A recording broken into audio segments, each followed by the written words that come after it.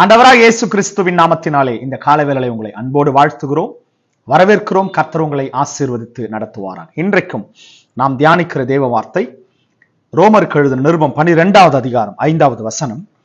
அநேகராகிய நாமும் கிறிஸ்துவுக்குள் ஒரே சரீரமாயிருக்க ஒருவருக்கொருவர் அவயவங்களாய் இருக்கிறோம்.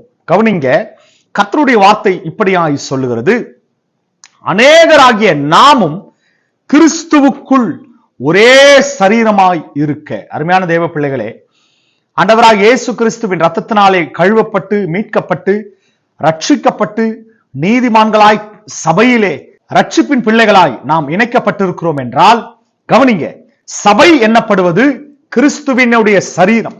அப்ப நல்லா கவனிங்க, கிறிஸ்துவின் சரீரமாகிய சபையிலே நாம் இணைக்கப்பட்டிருக்கிறோம் என்றால், கிறிஸ்துவுக்குள் ஒரே சரீரமாய் நாம் இருக்க ஒருவருக்கொருவர், கவனிங்க, அப்ப கிறிஸ்துவுக்குள் இந்த பூமியிலே இந்த உலகத்தில் எத்தனை கோடி ஜனங்கள் இருக்கிறார்கள், கவனிங்க, எல்லாருமே கிறிஸ்துவனுடைய சரீரம். கவனிங்க, அவருடைய சபையிலே நாம் இணைக்கப்பட்டு இருக்கிறோம் என்றால், கிறிஸ்துவினுடைய சரீரத்திலே கிறிஸ்துவுக்குள் நாம் இணைக்கப்பட்டிருக்கிறோம், ஒன்றாய் மாற்றப்பட்டிருக்கிறோம். அப்ப கவனிங்க, கிறிஸ்துவினுடைய சரீரத்திலே சபையிலே நாம் இருக்கிறோம் என்றால், அப்ப நம்ம என்ன காரியம் நமக்கு கொடுக்கப்பட்டிருக்கிறது? கிறிஸ்துவினுடைய சரீரத்திலே ஒருவருக்கொருவர் அவயவங்களாய் இருக்கிறோம். அல்லேலூயா.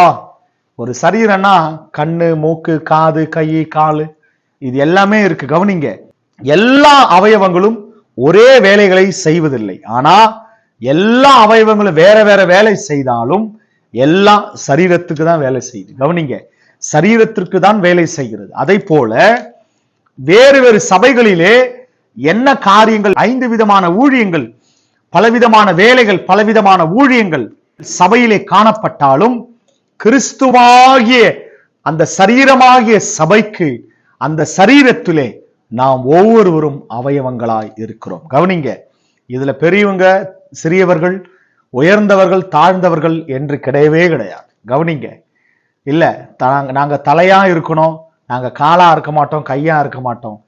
நம்முடைய சரீரத்துல ஒவ்வொரு அவயவமும் உண்மையாகவே மிகவும் முக்கியம். நாங்க தலையாதான் இருப்போம், காலா இருக்க மாட்டோம், காலில் ரொம்ப அவலட்சணமானது, ரொம்ப கேவலமானது அப்படின்னு நம்ம நினைக்கவே கூடாது. கவனிங்க, இந்த காலை நம்ம அவலட்சணமா நினைத்தோம்னா இந்த முழு சரீரத்தையும் தாங்கி நிறுத்துவது இந்த கால்கள் தான். அப்ப கால்கள் எவ்வளவு முக்கியமானது பாருங்க. அப்ப கை விரல்கள், கைகள் எவ்வளவு முக்கியமானது. இப்ப தலையும் முக்கியம்தான், கைகள், கால்கள் எல்லாமே ஒரு அவயவமாய் நாம் அனைவரும் கிறிஸ்துவின் சரீரத்திலே அவருக்குள் கிறிஸ்துவுக்குள் அவயவமாய் முக்கியமான தேவையான அவயவமாய் இருக்கிறோம். கவனிங்க, அவங்களுக்கு எல்லாம் தெரியுது, வசனம் தெரிந்திருக்குது, நல்லா ஊழியம் செய்யறாங்க. நான் சபையில சும்மா சும்மா பெருக்கிற வேலை தான் செய்யறேன், சும்மா தேவையான சின்ன சின்ன வேலைகளை தான் செய்யறேன், இதெல்லாம் என்ன பிரயோஜனப்படும்? கவனிங்க, எனக்கு ஊழியம் செய்ய தெரியல, வசனம் சொல்ல தெரியல, சுவிசேஷம் பண்ண தெரியலையே, எனக்கு சின்ன சின்ன வேலைகளை தான் செய்ய தெரியுது. கவனிங்க, எல்லாம் ஊழியம் தான். கர்த்தருக்காக நீங்க ஒரு கலசம் தண்ணீர் கொடுத்தாலே அது ஊழியம் தான். அப்ப கர்த்தருடைய சபையிலே நீங்கள் உண்மையா இருக்கிறீங்களா? அதுதான் முக்கியம். கர்த்தருக்கு உண்மையா வேலை செய்றீங்களா? அதை தான் ஆண்டவராய் இயேசு கிறிஸ்து பார்க்கிறார். கர்த்தருடைய சபையிலே நாம் அனைவரும் கிறிஸ்துவுக்குள் அவயவங்களாய் கர்த்தருக்கு கிறிஸ்துவாய் என்ற சரீரத்திற்கு ஊழியம் செய்கிறோம். அல்லேலூயா. அந்த சரீரத்திற்கு தலை ஆண்டவராக இயேசு கிறிஸ்து. உண்மையாகவே தேவ பிள்ளைகளே, இந்த கடைசி நாட்களிலே ஒருவருக்கொருவர் மனவேற்றுமையோடு பேதமையோடு அல்ல, கவனிங்க, பலவிதமான எதிர்ப்புகளினால் அல்ல, சந்தோஷத்தோடு உண்மையாகவே இந்த முதல் எழுப்புதல் பாருங்க, தினந்தோறும் சபைகளிலே அப்பம் பிற்கதலிலும் தேவாலயத்திலே தரித்திருப்பதிலும் ஜபிக்கிறதிலும் ஜனங்கள் இருந்தார்கள். எல்லாரும் சபையிலே ஒவ்வொரு நாளும் ஜபங்கள் நடத்தப்பட்டது, ஒவ்வொரு நாளும் ரட்சிப்பிலே ஜனங்கள் சபையிலே சேர்க்கப்பட்டார்கள். இதுதான் எழுப்புதல். இந்த கடைசி நாட்களிலே கர்த்தர் மறுபடியுமாய் அதைவிட பலத்த காரியமாய் கர்த்தருடைய ஆவியானவர் ஒரு பெரிய எழுப்புதலை சபையிலே ஏற்படுத்த போகிறார். அப்ப நாம் அந்த சபையிலே கிறிஸ்துவின் சரீரமாகிய சபையாய் நாம் சபையிலே இணைக்கப்பட்டிருக்கிறோம். அந்த கிறிஸ்துவின் சரீரத்திலே அதன் அவயவமாய் நாம் கர்த்தருக்கு பிரயோஜனப்பட போகிறோம். எத்தனை பேர் ஆமென் சொல்றீங்க? அல்லேலூயா. கர்த்தர் நிச்சயமாகவே உங்களையும் உண்மையாகவே ஒவ்வொருவரையும் கர்த்தர் பயன்படுத்துவாராக. ஜெபிப்போமா. அன்பின் தகப்பனே, அருமையான பிள்ளைகளுக்காக இந்த காணொளி பார்க்கிற ஒவ்வொரு பிள்ளைகளையும் கர்த்தரை ஆசீர்வதிக்க, கிறிஸ்துவுக்குள் கிறிஸ்துவின் சரீரத்திலே இந்த சபையாகிய சரீரத்திலே நாங்கள் ஒவ்வொருவரும் கர்த்தர் எங்களை அவயவமாய் இணைத்திருக்கிறீர்கள். நன்றி.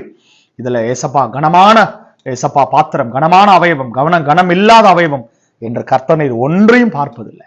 எல்லாவற்றையும் கனமாய் கர்த்தருக்கு உபயோகமான அவயவமாய் கர்த்தர் எங்களை வைத்திருக்கிறீர்கள். நன்றி. இந்த காணொளி பார்க்கிற ஒவ்வொரு பிள்ளைகளும் கிறிஸ்துவின் சரீரத்திலே அவயவமாய் இந்த கடைசி நாட்களிலே கர்த்தருக்கென்று சபையிலே பிரயோஜனப்பட கர்த்தர் உதவி செய்ய. தொடர்ந்து ஆசீர்வதிங்க, பலப்படுத்துக. கர்த்தருக்கென்று நிலைத்திருக்க கர்த்தர் உதவி செய்ய. காத்துக்கொள்ளும் வழி நடத்தும் இயேசுவின் நாமத்தில் பிதாவே, ஆமென். அருமையான தேவ பிள்ளைகளே, இன்றைக்கு கர்த்தர் உங்களோடு பேசியிருக்கிறார். கிறிஸ்துவின் சரீரமாகிய சபையிலே நீங்கள் ஒவ்வொருவரும், நாம் அனைவரும் கிறிஸ்துவுக்குள் அவயவமாயிருக்கிறோம். கர்த்தருக்கு பிரயோஜனப்படுவோம், கர்த்தருக்கு நிலைத்திருப்போம், கர்த்தருக்கு என்று பலப்படுவோம். God bless you. ஆமென்.